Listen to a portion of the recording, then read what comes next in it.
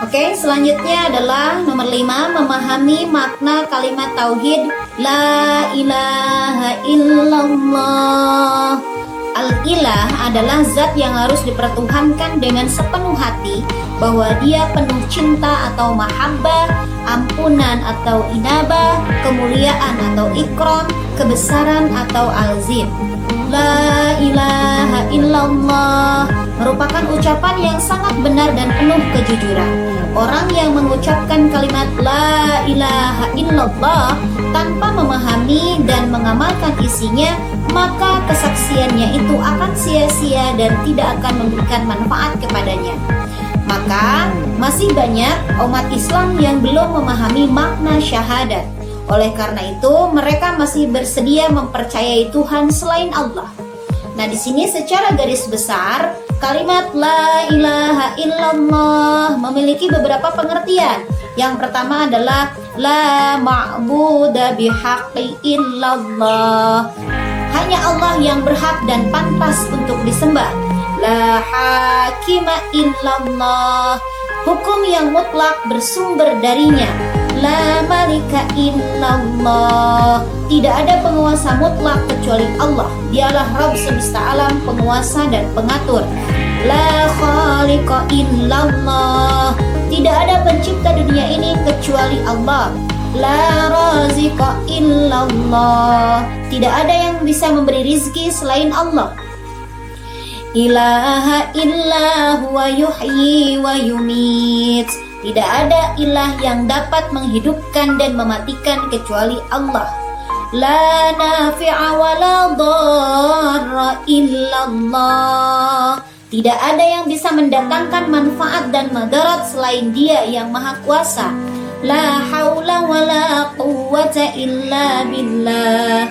Tidak ada daya dan kekuatan selain kekuasaan Allah. La yatawakkalu illa 'ala Allah. Tidak ada tempat berserah diri selain kekuasaan Allah. La yatawakkalu illa 'ala Allah. Tidak ada tempat berserah diri kecuali kepada Allah. La mujibat da'awati illallah. Tidak ada yang bisa mengabulkan doa kecuali Allah. La dinal haqqi illa dinullah. Tidak ada agama selain agama Allah.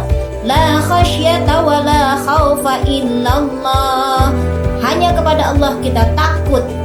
La ghayatal habbi illallah. La ghayatal hubbi illallah. Allah sajalah yang menjadi pusat kerinduan. Oke, yang selanjutnya adalah tentang yang keenam, hikmah dan manfaat bertauhid. Nah, di sini ada beberapa hikmah besar bagi orang-orang yang bertauhid. Yang pertama adalah tauhid yang kuat akan menumbuhkan sifat kesungguhan, pengharapan, dan optimisme di dalam hidup ini. Sebab orang yang bertauhid meyakini bahwa kehidupan di dunia ini adalah ladang untuk di akhirat. Yang kedua, orang yang bertauhid jika suatu saat dikaruniai harta, maka ia akan bersyukur dan menggunakan hartanya itu di jalan Allah, sebab ia yakin bahwa harta dan segala sesuatu yang ada pada dirinya adalah milik Allah.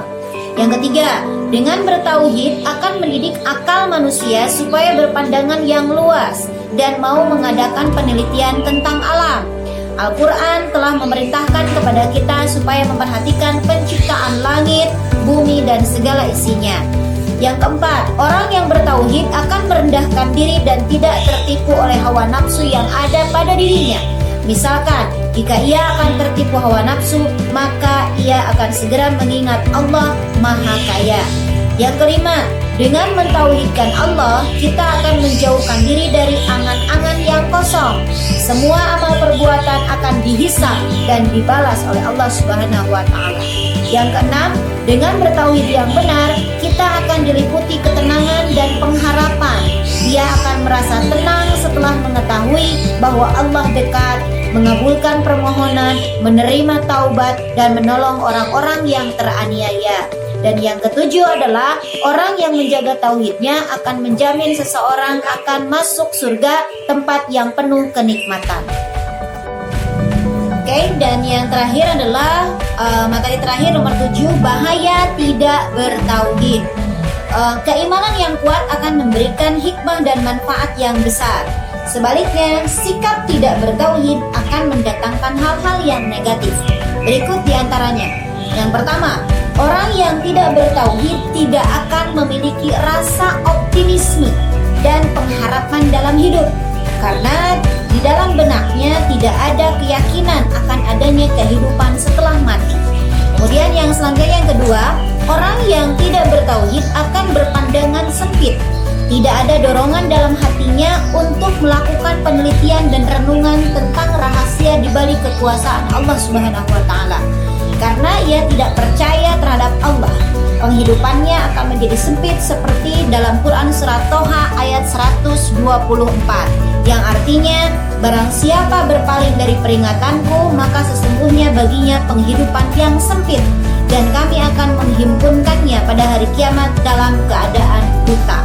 Yang ketiga, orang yang tidak bertauhid akan mudah tertipu oleh hal-hal yang bersifat keduniaian. Prinsip hidup orang yang seperti ini yang penting senang, tidak peduli benar ataupun salah. Yang keempat, orang yang tidak bertauhid akan tertutup hatinya, jiwanya mengalami disfungsi. Pesan-pesan Allah tidak akan mampu tertangkap meskipun Allah begitu dekat. Seperti dalam Quran Surah Al-Baqarah ayat ke-7, yang artinya Allah telah mengunci mati hati dan pendengaran mereka, dan penglihatan mereka ditutup, dan bagi mereka siksa yang amat berat. Alhamdulillah. Yang kelima, orang yang tidak bertauhid akan selalu diliputi dengan kegelisahan dan kegersangan jiwa. Meskipun tampaknya senang, itu hanyalah tipuan setan dan sifatnya hanya sementara.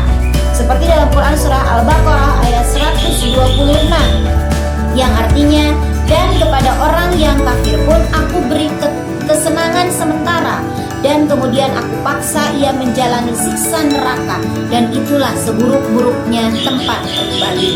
Dan yang keenam atau yang terakhir, orang yang tidak bertauhid akan masuk neraka, karena ia akan terjebak pada praktek kemusyrikan, dan kemusyrikan adalah dosa yang tidak akan diampuni.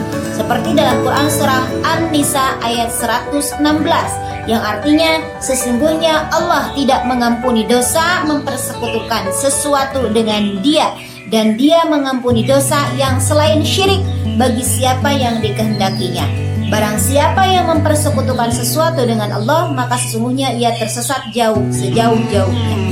Barangkali itu saja untuk materi kita kali ini. Wallahu a'lam bishawab. Terima kasih atas perhatiannya. Assalamualaikum warahmatullahi wabarakatuh.